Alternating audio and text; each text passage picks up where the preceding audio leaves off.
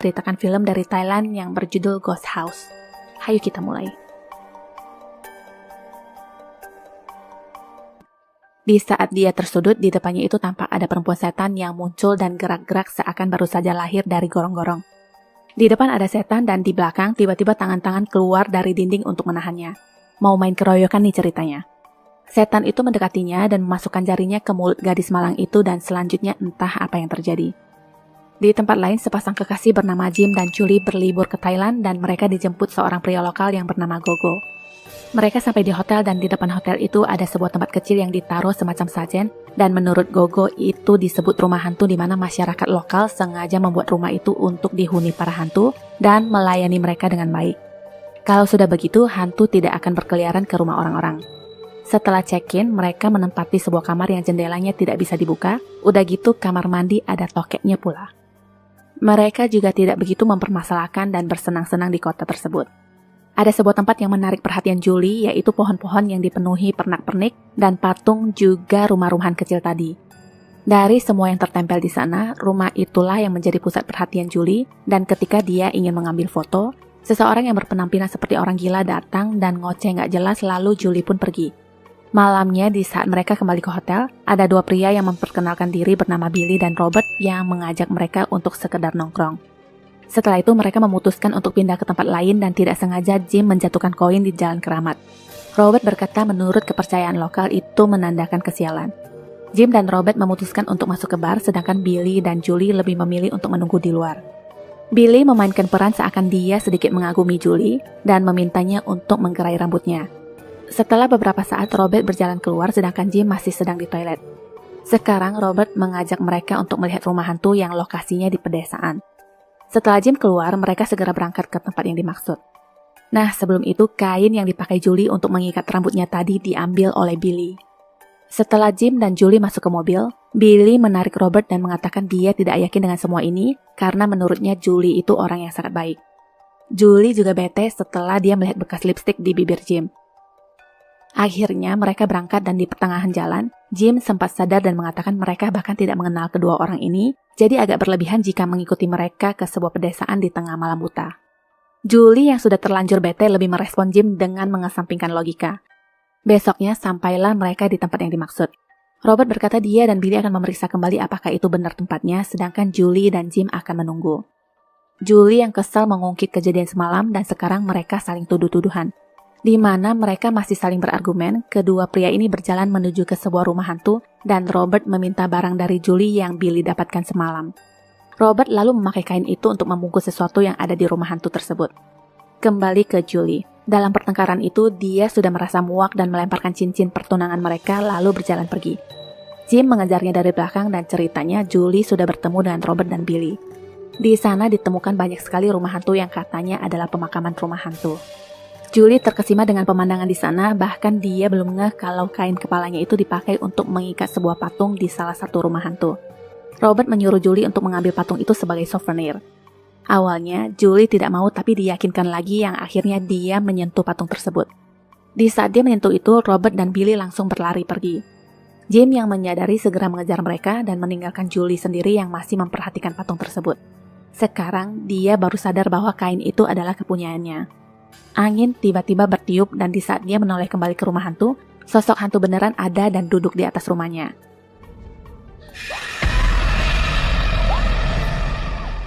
Jim mengejar Robert dan Billy yang segera meninggalkan mereka dan tidak berhasil. Dia kembali ke tempat Julie berada dan mendapati Julie yang sudah duduk lemas di tanah. Jim lalu memapa Julie untuk mencari jalan keluar dari hutan. Sialnya lagi di sana ponsel tidak bisa menangkap sinyal. Jauh berjalan dan Julie merasa sudah kelelahan. Walaupun tidak ada sinyal, Jim masih terus berusaha menghubungi Gogo untuk mengirim pesan setidaknya voicemail. Selagi Jim sibuk, Julie merasa mendengar ada sesuatu di belakangnya dan di matanya. Dia melihat seekor gajah besar yang ditunggangi seorang pria, tapi itu cuma halusinasinya saja. Sampailah mereka di sebuah jalan dan Julie mulai lagi merasa mendengar ada suara aneh. Saat itu bertepatan dengan ponsel Jim yang berdering. Jim segera meminta Gogo untuk menjemputnya sedangkan Julie terlihat sangat ketakutan. Akhirnya Gogo datang juga. Dilihat dari ekspresinya, Gogo sepertinya mencemaskan sesuatu dan berkata tidak baik tinggal di sini dan mereka pun segera pergi. Di dalam mobil, Jim berpikir pasti kedua pria itu meracuni Julie. Gogo berkata mereka akan pergi ke desa tempat di mana dia berasal ketimbang ke rumah sakit yang letaknya sangat jauh. Sampailah mereka di sebuah rumah penduduk dan Julie langsung ditangani oleh dua mama ini. Jim masih ribut dengan menanyakan apa yang bisa dia bantu dan Gogo menyuruhnya diam karena roh-roh sedang mendengarkan. Pelan-pelan mulut Julie dibuka dan di dalamnya terlihat ada sebuah mata yang membuat si mama kaget dan heboh sambil berkata watabe. Jim yang tidak mengerti bahasa mereka bingung apa yang terjadi. Gogo mengajak Jim keluar dan menceritakan sebuah kisah di desa itu. Dulu ada seorang perempuan Jepang yang meninggalkan rumah dan keluarganya untuk menikah dengan pria Thailand. Suatu hari, pria itu ketahuan berselingkuh dengan seorang pelayan muda. Perempuan itu sangat marah dan membakar rumah yang tujuannya untuk mati bersama.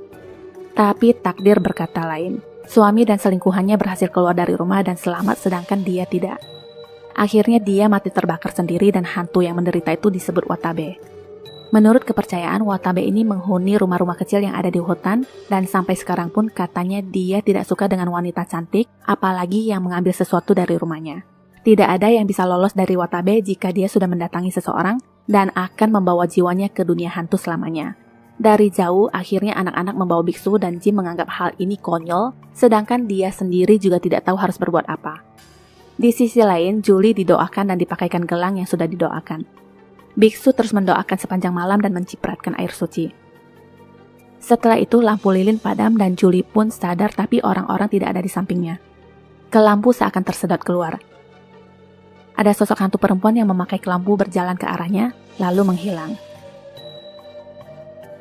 Nah, adegan yang tadi itu hanya bagian dari mimpinya, dan di saat Julie membuka mata, biksu dan yang lainnya masih terus mendoakannya di sana. Paginya, biksu berjalan pergi karena Julie sudah baikan. Setelah itu mereka diantar kembali ke hotel. Di hotel, Julie menceritakan tentang mimpinya yang melihat seorang wanita yang menginginkan jiwanya yang terlihat sangat marah dengan wajah yang penuh luka bakar. Di koridor, Jim menemukan kain Julie yang tercantel di rak cleaning service yang artinya sisa kain itu dibuang oleh kedua pria tak bertanggung jawab tersebut. Jim kesal dan berencana melaporkan ini kepada polisi tapi Julie mencegahnya. Di kamar, Julie melepas gelang jimatnya dan dia kaget melihat hantu itu berada di belakang Jim. Dia merasa terganggu dan mengatakan membutuhkan obat aspirin. Jim yang akan membelikan obat tersebut. Di bawah dia menanyakan tentang Robert dan Billy tapi resepsionis berkata mereka punya 3 tamu Inggris yang sudah check out pagi ini. 2 laki-laki dan 1 perempuan. Kembali ke kamar. Julie yang sedang berendam kaget mendengar suara dari luar yang ternyata tidak ada siapa-siapa. Setelah itu dia beranjak dan memeriksa hasil jepretannya. Pas di rumah hantu, dia memperbesar gambar dan anehnya, setelah itu foto tersebut berubah menjadi gambar seperti dia saat ini. Dia memperbesar gambar lagi dan terlihat ada sosok hantu yang nongol di sampingnya. Lampu konslet dan akhirnya padam. Tidak hanya di kamarnya, bahkan satu koridor. Lebih sialnya lagi, pintu kamar tertutup dan otomatis terkunci sendiri. Julie terus berjalan sambil menyenter sana-sini dan sekilas ada yang lewat di belakangnya. Tiba-tiba situasi di sana berubah menjadi tempat lain yang asing. Dari jauh, Julie melihat ada cahaya dan berjalan ke sana. Ternyata di tempat itu sedang terjadi kebakaran dan ada wajah setan yang muncul sekilas. Julie yang masih terjebak di tempat aneh semakin bingung dan takut ditambah senternya yang tiba-tiba padam. Dengan panik, dia berusaha menyalakan kembali dan berhasil. Senter menyala tapi ketakutannya semakin bertambah di mana sekarang dia menyenter ada sesosok hantu yang jongkok memakai baju putih. Saat-saat begitu, senter konslet lagi dan setelah dipaksa nyala, hantu perempuan itu sudah berdiri dekat sekali dengan memperlihatkan wajah yang hancur. Julie syok dan dia dibawa kembali ke dunia nyata yang posisinya masih di luar kamar dengan perasaan yang sangat ketakutan.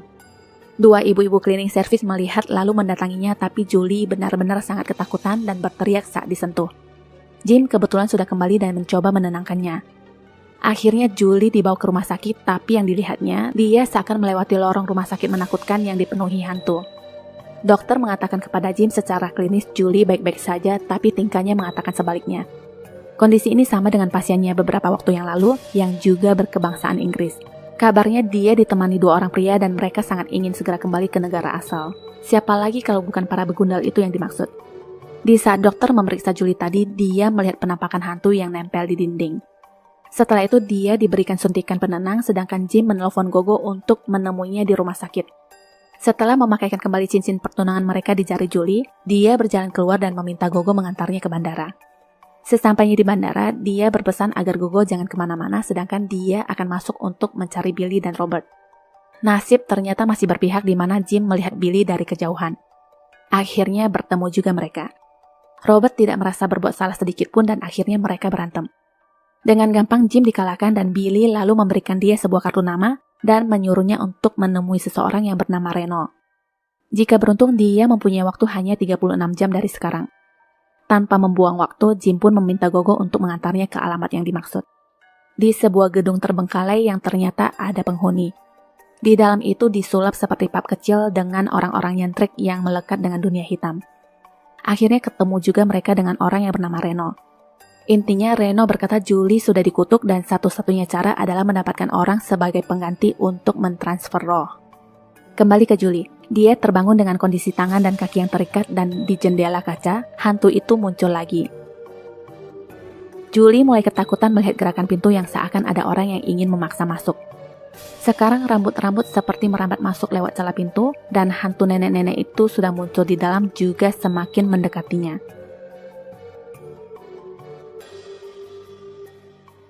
Jim datang tepat waktu dan berteriak memanggil suster.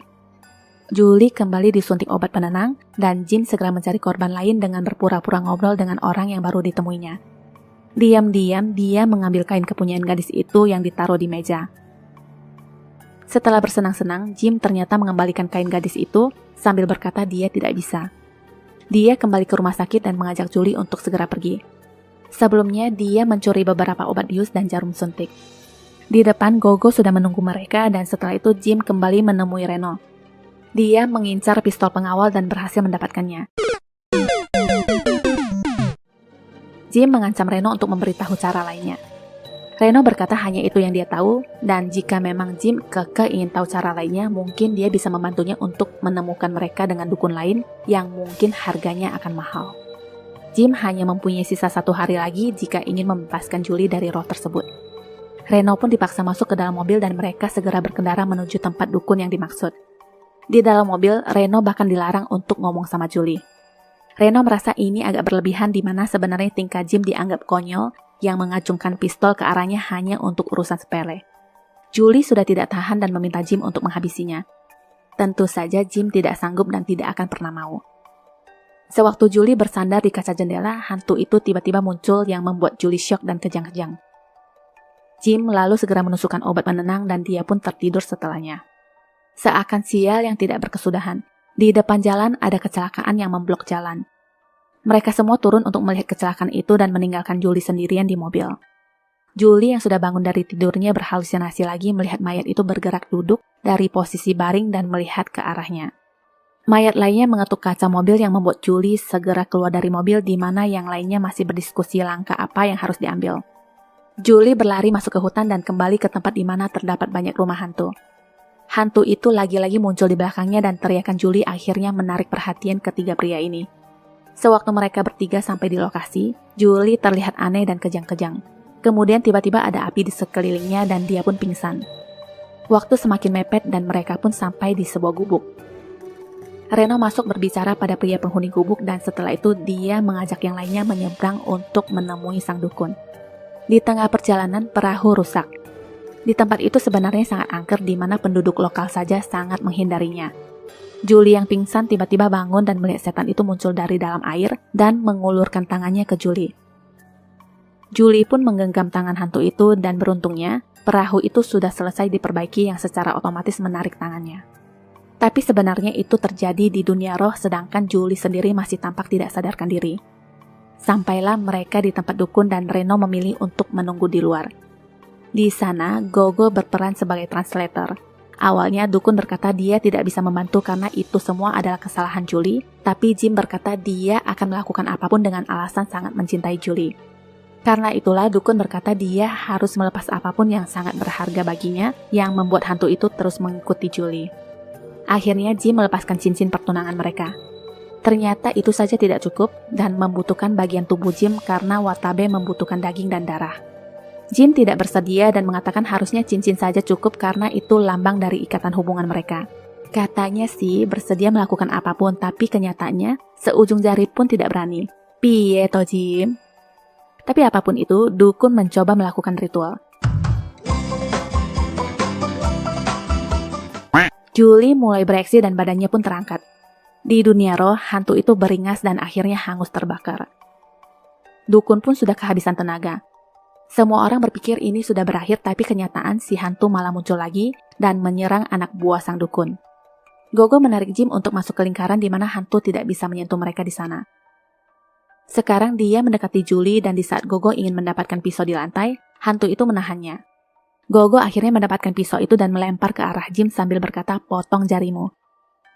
Jim melakukan itu dan si dukun yang pingsan lalu tersadar kembali. Gogo lalu mengambil jari itu dan memberikannya ke dukun. "Nah, kena kau sekarang ya." Dukun melanjutkan ritual dan si hantu yang mencoba kabur langsung terpental. Julie akhirnya sadar dan terbebas dari hantu itu.